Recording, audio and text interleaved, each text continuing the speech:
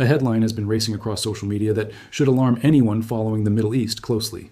It claims that China has vowed to wipe out Israel if Iran is attacked and destroyed.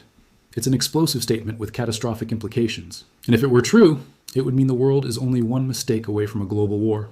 But here's what the mainstream media is not explaining. This headline isn't just exaggerated, it's fundamentally false. And the real story, buried under layers of clickbait and panic, is actually far more complicated and far more dangerous than the headline itself. What's unfolding right now between China, Iran, and Israel is not a dramatic declaration of war. It's something quieter, slower, and far more insidious. It's a long game, a shadow partnership, and a geopolitical chess match that could reshape the global balance of power. By the time this video ends, you'll understand why the truth is more unsettling than any viral headline could ever be. Let me be absolutely clear from the beginning. There is no credible evidence, none at all, that China has threatened to destroy Israel if Iran is attacked. There has been no official statement from Beijing, no speech from President Xi Jinping, no declaration from the Chinese Foreign Ministry. Before we go any further, I need to clarify something important. What you're seeing here is only the surface level of this story. For channel members, I break down what comes next, the timelines decision makers are actually working with, and the scenarios that are never discussed publicly. If you want access to that deeper analysis, you can join the channel by clicking the join button below. But publicly, there is nothing. Zero. This headline is either a complete fabrication or a grotesque distortion designed to drive fear and clicks, and I won't do that to you.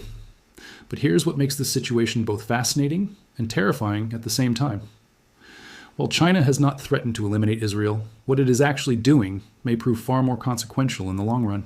To understand that, we need to rewind 6 months to June 2025, when the world witnessed something unprecedented, a 12-day war between Israel and Iran that nearly pulled both the United States and China into direct confrontation.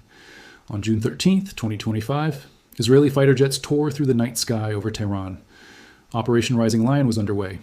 The Israeli government, led by Prime Minister Benjamin Netanyahu, described the strikes as preemptive, claiming they were necessary to stop Iran from developing nuclear weapons that could threaten Israel's survival. Iran's response was immediate and severe. Hundreds of drones and ballistic missiles were launched toward Israeli cities. Military installations were hit. Civilian neighborhoods were struck. Casualties rose on both sides. Then, on June 21st, the conflict escalated beyond what most had imagined.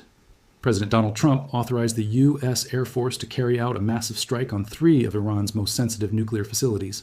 30,000-pound GBU-57 bunker busters were dropped from B-2 stealth bombers onto Fordo, Natanz, and Isfahan, the core of Iran's nuclear program. The bombs burrowed deep underground, wiping out years of nuclear development in minutes. This was no longer a regional skirmish.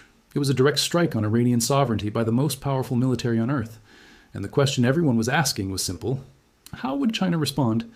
Iran isn't just another country to Beijing. It's a strategic partner, a key energy supplier, and an essential part of China's broader geopolitical vision. China purchases nearly 90% of Iran's oil exports, often through covert channels that bypass Western sanctions. It has poured hundreds of billions of dollars into Iranian infrastructure through the Belt and Road Initiative. The two countries signed a 25-year comprehensive strategic partnership covering economics, defense cooperation, and intelligence sharing. So when Iran was under attack, when its nuclear facilities were being destroyed and its military degraded, surely China would step in, right? Here's what actually happened. China did almost nothing. Beijing's response stayed firmly in the diplomatic lane. Foreign Minister Wang Yi made phone calls. He issued strongly worded condemnations of Israel's actions. He called for restraint, dialogue, and an immediate ceasefire. At the United Nations, China's ambassador delivered impassioned speeches about violations of Iranian sovereignty and international law. China, alongside Russia and Pakistan, introduced a draft resolution calling for an end to the fighting. But when it came to tangible support, military aid, or any action that involved real cost or risk, China was nowhere to be found. No Chinese jets defending Iranian airspace. No air defense systems intercepting Israeli missiles. No Chinese naval presence in the Strait of Hormuz. Nothing. This wasn't an accident. It was a calculated decision. Multiple intelligence and diplomatic sources later confirmed that Iran had reached out to both China and Russia during the conflict, requesting concrete military assistance, air defense systems, fighter jets, advanced weapons, anything to counter Israel's overwhelming air superiority. Both Beijing and Moscow declined. Russia, tied down in Ukraine and struggling to supply its own forces, lacked the capacity. China, however, had the capability. It had the HQ-9B air defense systems, J-10C fighter jets, anti-ship missiles, and advanced radar Iran desperately needed. But China chose not to provide them. Why? Because Beijing plays a ruthless cost-benefit game. Open military support for Iran would mean a direct confrontation with the United States and Israel. It would jeopardize China's relationships with Saudi Arabia, the UAE, and other Gulf states that are far more valuable trading partners than Iran. It would invite crushing Western sanctions at a time when China's economy is already under strain. It could escalate a regional war into a global conflict China is not prepared to fight. Most importantly, it would expose China's military capabilities in a theater where it has limited power projection.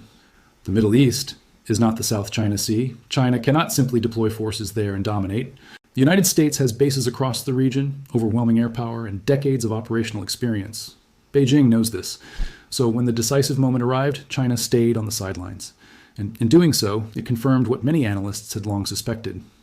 The so-called axis of upheaval, the alignment of China, Russia, Iran, and North Korea that Washington fears, is not a true alliance. It's a marriage of convenience bound by shared resentment of the West, but fractured by competing interests. Russia didn't defend Iran because it couldn't. China didn't defend Iran because it didn't want to. And Iran, despite its rhetoric, found itself largely alone once the bombs began falling. One Iranian official reportedly summed it up bluntly. We asked for fighters and got phone calls. We asked for missiles and got statements. We asked for solidarity and got silence. But this is where the story takes a more troubling turn. And while China refused to support Iran openly during the war, it did not abandon Iran afterward. Instead, Beijing shifted tactics. It moved into the shadows. It began quietly rebuilding Iran's military capabilities through covert channels, avoiding headline-grabbing weapons transfers, and instead relying on dual-use technologies, missile components, and technical expertise that slip beneath the radar of sanctions and intelligence agencies. And this is the part you should actually be worried about, because what China is doing now may be more dangerous than any formal alliance. In late April 2025, just weeks before Israel launched its strikes, the U.S. Treasury sanctioned 6 Chinese companies and 6 individuals for supplying Iran's Revolutionary Guard with ingredients used to produce solid-fuel ballistic missiles. These weren't weapons, they were chemicals. Sodium perchlorate, to be precise, a dual-use substance with legitimate industrial uses, but also a critical component of rocket fuel. In January 2025, 2 Iranian cargo ships departed China, carrying more than 1,000 tons of this material. One arrived in Iran in February, the other docked in late March. This was happening before the war even began, meaning China was helping Iran expand its missile capabilities as tensions with Israel were rising. Then the war hit. Israeli strikes in June destroyed an estimated 60 to 80% of Iran RS operational ballistic missiles, along with key production facilities. For Iran, this was devastating. Its entire defense strategy for decades has relied on missile deterrence, compensating for its inability to match Israel or the U.S. in conventional warfare. Missiles aimed at Israel, U.S. bases, and Gulf oil infrastructure were its primary leverage. After the war, Iran turned back to China, and quietly, China responded. By mid-August 2025, Israeli media, citing Western intelligence, reported that China was actively assisting Iran in rebuilding its missile program. Details were scarce, likely to protect sources, but the message was clear. Chinese entities were shipping guidance systems, radar technology, propulsion components, and other dual-use materials that could restore Iran's missile capabilities within a year or two. China officially denies this, claiming all trade is civilian, but this is a familiar pattern. In previous decades, China quietly helped Iran develop missiles like the Shahab-3, essentially Chinese designs rebranded. Analysts believe many missiles supplied to Hezbollah and the Houthis are derived from Chinese anti-ship systems. Beijing avoids direct arms sales, transferring technology and components instead, preserving plausible deniability while advancing its strategic goals. This is what makes China's role so dangerous. It's subtle, methodical, and incredibly hard to counter. No troops, no warships, no parades, just supply chains, technology transfers, and gray zone operations that blur the line between peace and war. Sanctioning a chemical supplier, intercepting mislabeled components, or proving intent is nearly impossible. This is modern great power competition. And China has become exceptionally good at it. 2. Look at the numbers carefully. China is responsible for importing close to 90% of Iran's total oil exports. That translates to roughly between 1 and 1.5 million barrels every single day. A large share of this oil is moved using what are known as dark fleet tankers, unregistered or loosely registered vessels that deliberately shut off their tracking transponders to avoid detection. This single trade channel alone injects tens of billions of dollars into Iran's economy annually. And a significant share of that money finds its way into the hands of the Islamic Revolutionary Guard Corps and its extensive network of proxy forces spread across the Middle East. What makes this system particularly striking and deeply disturbing is how deliberately engineered it is. China does not purchase Iranian oil through transparent conventional mechanisms, because those would be easy to monitor and sanction. Instead, Beijing relies on a complex and highly organized system. Intelligence agencies, referred to as the Dark Fleet. These tankers operate without proper registration, disable their automatic identification systems to evade satellite surveillance, and routinely conduct ship-to-ship transfers in open waters to conceal the true origin of their cargo. A tanker departs an Iranian port, sails into the Arabian Sea, rendezvous with another vessel flying a different flag, transfers its oil mid-sea, and then the second ship continues onward to China, while the first returns to Iran. By the time the crude arrives at a Chinese refinery, it has been passed through so many intermediaries and transactions that proving its Iranian origin becomes extraordinarily difficult. This is not a minor smuggling effort. Intelligence estimates indicate that between 1 and 1.5 million barrels of Iranian oil reach China every day through these networks. At current market prices, that equates to roughly $50 to $70 million per day, $350 to $500 million per week, and between $1.8 and $2.6 billion every month. Over the span of a year, China is effectively channeling somewhere between $20 and $30 billion into Iran's economy, directly undermining every international sanction designed to stop exactly this behavior. The most dangerous element is where much of this money actually goes. Instead of flowing through official government accounts, a large portion is routed directly to the Islamic Revolutionary Guard Corps, which controls significant parts of Iran's oil sector through front companies and shell entities. The IRGC then uses those funds to finance Hezbollah in Lebanon, Hamas in Gaza, the Houthis in Yemen, Shiite militias operating in Iraq and Syria, and Iran's own ballistic missile development programs. So when a Houthi missile strikes a commercial ship in the Red Sea, when rockets launched by Hamas fall on Israeli cities, or when Hezbollah fighters are active inside Syria, you are witnessing the downstream effects of Chinese money generated through Iranian oil sales. The United States has repeatedly pressed China to halt its purchases of Iranian crude, to respect international sanctions, and to stop supporting a regime that fuels terrorism and regional instability. Beijing's response has been consistent every time. China claims it maintains normal commercial relations with Iran, rejects unilateral U.S. sanctions, and insists it will trade according to its own interests. In May 2025, the U.S. Treasury Department sanctioned several Chinese teapot refineries, small independent processing facilities that had become key buyers of Iranian crude. These sanctions aim to sever their access to the global financial system and make continued operations impossible. But the outcome was predictable. The refineries simply switched to conducting transactions in Chinese yuan and Iranian rials, completely bypassing the US dollar. They began working through Chinese financial institutions with no exposure to the American banking system, and therefore no incentive to comply with US restrictions. Within weeks, oil shipments resumed as if nothing had happened, and oil is only part of the story. China has also been directly implicated in supplying targeting intelligence to Houthi forces in Yemen, Iran's proxy group responsible for missile and drone attacks on commercial shipping in the Red Sea. According to the U.S. Department of Defense, Iranian procurement networks depend heavily on China-based suppliers for dual-use components used in missile and drone production. In 2016, a United Arab Emirates naval vessel was struck by a Houthi missile that intelligence agencies believe was modeled on a Chinese design. Chinese military technology transferred to Iran and then passed on to the Houthis was ultimately used to strike an American ally. This is the proliferation chain China enables, and it is actively destabilizing the entire Middle East. That raises the obvious question, why does China do this? What does Beijing gain by backing Iran? The answer is layered and highly strategic. First is energy security. China is the world's largest oil importer and urgently needs dependable suppliers. Iran offers heavily discounted crude, often sold at 20 to 30% below market value because sanctions leave Tehran with few alternatives. That cheap oil is a critical support for China's energy-intensive economy. Second is geopolitical leverage. By bolstering Iran, China creates persistent pressure for the United States, forcing Washington to commit military assets, diplomatic focus, and political capital to the Middle East, resources that cannot then be used to counter China in the Indo-Pacific. As one Chinese analyst bluntly put it, a distracted America is a weaker America. Third is Belt and Road expansion. Iran serves as a vital land bridge linking China to Europe and the Middle East, fitting into Beijing's broader plan to establish overland trade corridors that bypass U.S.-controlled sea lanes. Transport routes through Iran, Pakistan, and Central Asia reduce China's vulnerability to potential U.S. naval blockades during a conflict. Fourth is ideological alignment. Both China and Iran view the U.S.-led international order as fundamentally unfair. Both are frequent targets of American sanctions, both face criticism over human rights, and both see themselves as historic civilizations entitled to greater global influence. This shared sense of grievance forms the basis of a partnership that is pragmatic rather than sentimental. But the most alarming aspect is that China's support for Iran is no longer static. It is expanding, becoming more confident, and increasingly dismissive of Western pushback. In December 2025, Iran hosted its first Shanghai Cooperation Organization military exercise on Iranian territory. The drill, named Sahand 2025, brought together forces from China, Russia, India, Pakistan, and several other nations for 5 days of counterterrorism operations in northwestern Iran. Officially, it was framed as a routine exercise. Symbolically, it was far more than that.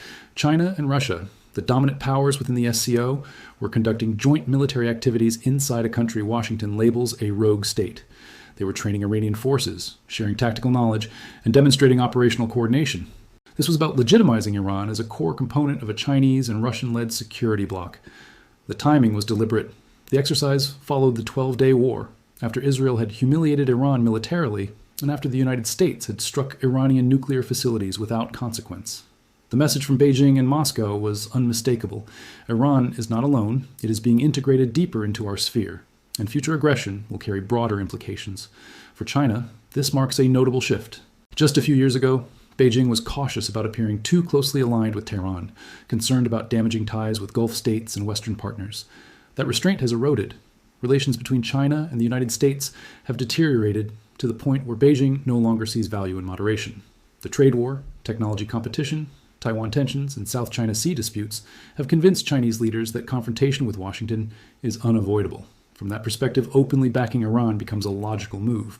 This leads to the central question: what comes next? How does the China-Iran relationship evolve, and what does that mean for Israel, the United States, and global stability? Intelligence agencies are closely monitoring several warning signs. First, will China supply Iran with advanced air defense systems? During the 12-day war, Israel achieved near-total air superiority, exposing the weakness of Iran's outdated Russian defenses. If China were to transfer systems like the HQ-9B along with advanced stealth-detecting radars, the military balance would shift dramatically. Israeli strikes would become riskier and far more expensive. Second, will China sell modern fighter aircraft to Iran? Russia's promised Su-35 deliveries never materialized, leaving an opening for Beijing.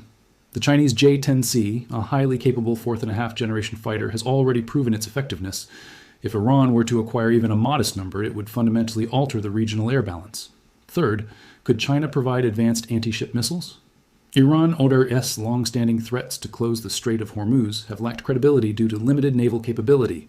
Supersonic Chinese missiles would change that calculus and send shockwaves through global energy markets. Finally, the nuclear question looms largest.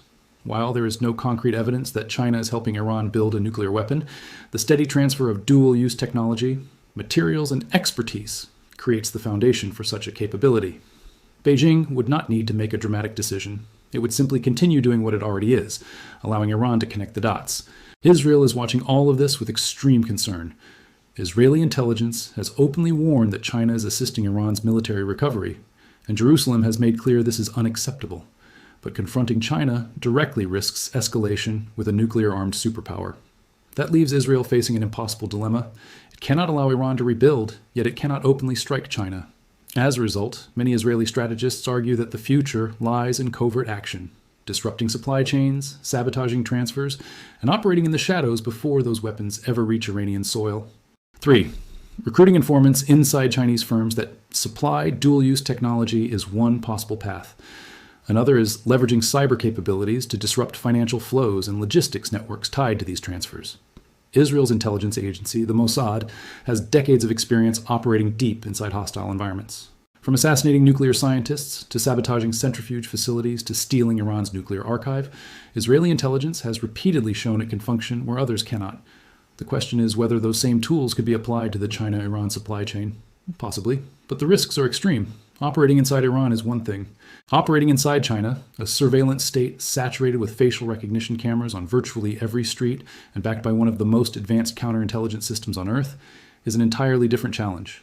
Others advocate diplomatic pressure instead, coordinating with Washington to impose secondary sanctions on Chinese entities that support Iran, cutting them off from the global financial system and raising the cost for Beijing. On paper, this strategy appears logical. Many Chinese companies still depend on access to Western markets and dollar-based finance. The threat of blacklisting could force firms to choose between Iranian contracts and American business. But in reality, Beijing has demonstrated an ability to adapt. When the United States sanctioned Huawei and severed its access to American semiconductor suppliers, analysts predicted collapse. Instead, Huawei reorganized, secured alternative suppliers, developed domestic chip designs, and continued operating. China has spent years preparing for Western sanctions, constructing redundant systems and parallel financial networks specifically designed to preserve critical relationships under pressure. And the companies involved in Iranian trade are often those with minimal exposure to Western markets, making sanctions far less effective. There's also the military option, though Israeli officials are deeply reluctant to discuss it publicly. In theory, Israel could strike Iranian facilities where Chinese-supplied components are assembled into missiles or air defense systems, similar to the many operations Israel has carried out in Syria against Iranian weapons transfers. But Iran presents a vastly different challenge. Syrian targets are relatively close, reachable repeatedly with limited risk.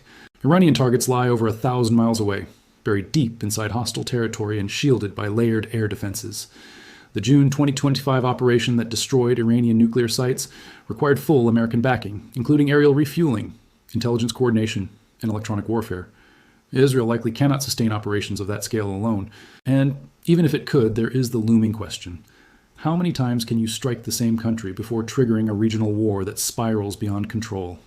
This inevitably brings the United States into the equation because America's role remains absolutely central.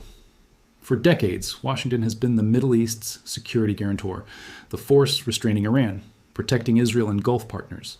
But that role is evolving. The Trump administration's Middle East policy has been transactional and unpredictable.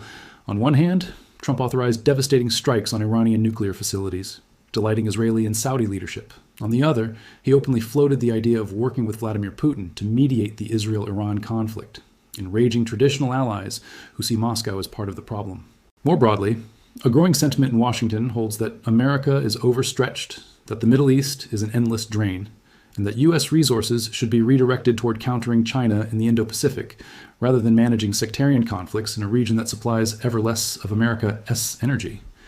The shale revolution has made the United States energy independent. America no longer relies on Middle Eastern oil as it once did. This shift has enormous strategic consequences. Why should American taxpayers fund massive deployments to protect oil flows to China, Europe, and Asia? Why should U.S. troops risk their lives defending wealthy Gulf monarchies capable of self-defense? These questions are increasingly common in Congress, think tanks, and public discourse, and the answers are growing less persuasive. This creates space for China. If U.S. commitments weaken, if regional actors doubt Washington's reliability, Beijing can step in, not as a military hegemon, but as an economic patron, diplomatic broker, and arms supplier. China has already signed major infrastructure deals with Saudi Arabia, the UAE, Egypt, and others. Chinese firms are building ports in Oman and Pakistan, power plants in Iraq and Egypt, and 5G networks across the Gulf. State-owned enterprises are constructing smart cities in Saudi Arabia capable of collecting data on millions. Economic leverage translates into political influence. Debt, infrastructure control, and technological dependence grant Beijing soft power. The nightmare scenario for American planners is a decade from now. A Middle East economically integrated with China, militarily reliant on Chinese weapons, diplomatically aligned with Beijing. Iran becomes a fully armed Chinese client, shielded by modern air defenses and advanced fighters. Saudi Arabia and the UAE hedge away from unreliable U.S. support. Egypt sinks deeper into Chinese debt. Iraq drifts toward Beijing as a neutral alternative. And the United States, after spending trillions and sacrificing thousands of lives, finds itself sidelined as China quietly builds a new order. That is the future Beijing is working toward, and it may succeed. China doesn't need invasions or regime change. It needs patience, investment, relationships, and an alternative to American dominance. Time favors China. But there is another side. Despite its ambition and economic strength, Beijing has real weaknesses in the Middle East. First, it lacks military experience. The PLA has not fought a major war since 1979 and cannot project power like the United States. It cannot sustain large-scale operations far from home. It knows this, which is why its support for Iran remains indirect. Second, its regional relationships are contradictory.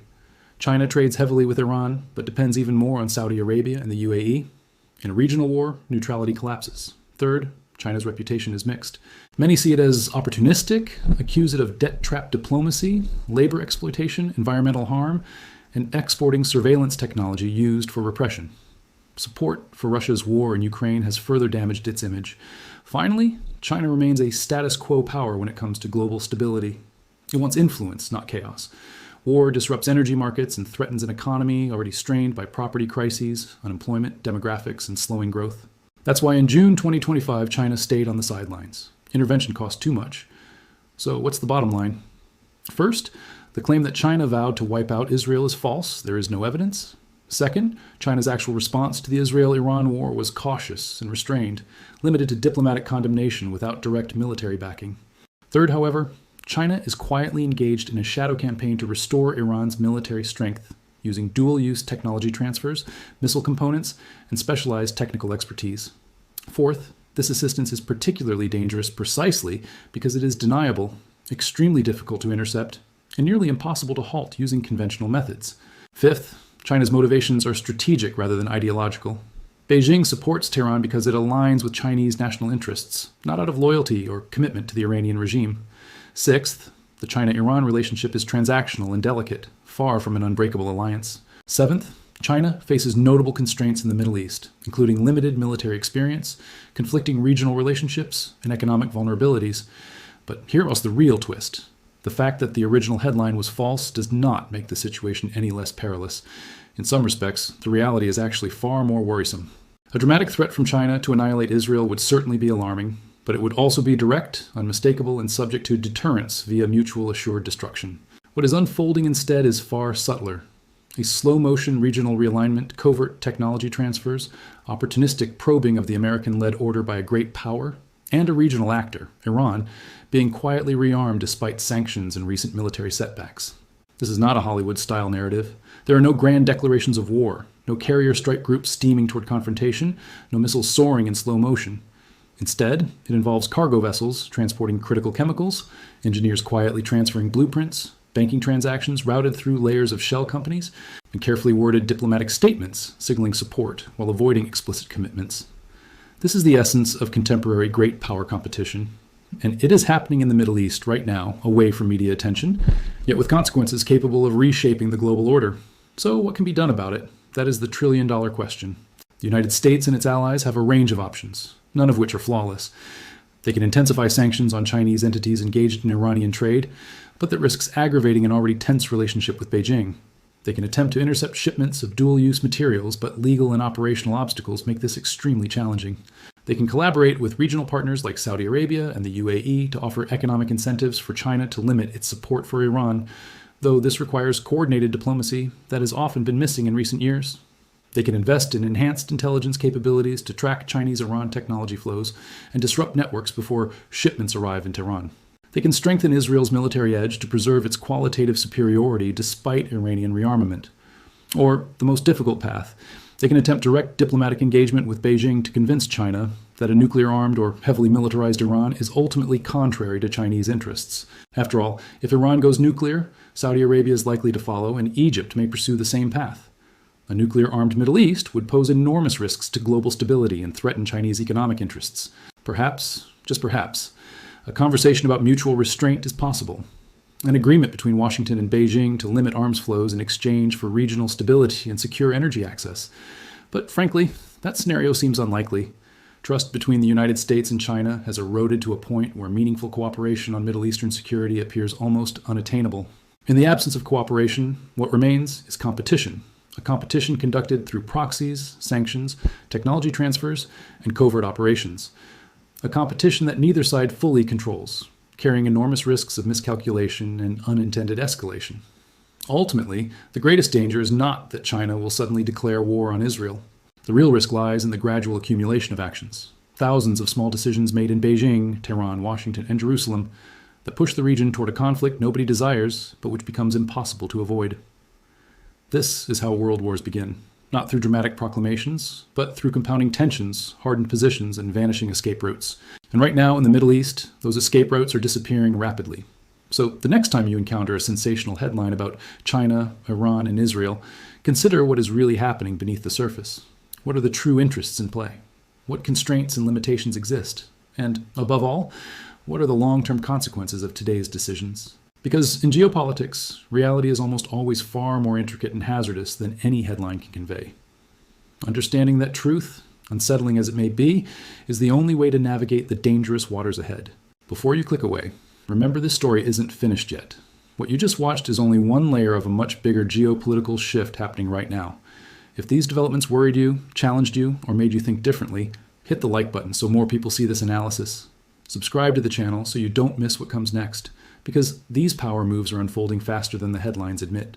Share this video with someone who still believes global politics is simple or predictable. Drop a comment and tell us which factor matters most to you: China's strategy, Iran's role, Israel's response, or America's retreat. Do you think China is playing a long game, or is it overreaching?